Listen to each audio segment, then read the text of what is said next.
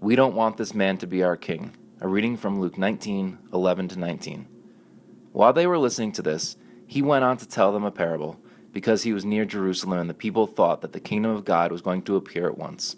He said, "A man of noble birth went to a distant country to have himself appointed king, and then to return. So he called 10 of his servants and gave them 10 minas.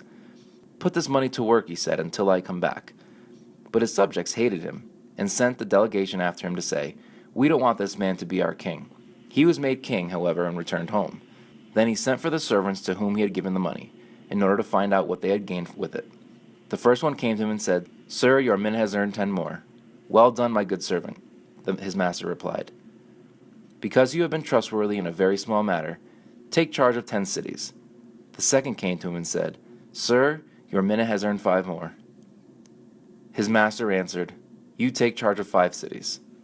Luke tells us that Jesus approached Jerusalem and that, quote, the people thought that the kingdom of God was going to appear at once, unquote. This parable is told to keep the focus on what God is actually going to do and how he intends to do it. In the parable, the nobleman goes off to a distant country to be appointed king. His subjects, however, do not want him to return as king. They prefer to live without him. But before he leaves, he chooses 10 servants to look after his kingdom while he is gone. After he returns, he asks the servants what they have done with the minas that he has given them. The first 2 have done well and are rewarded proportionally.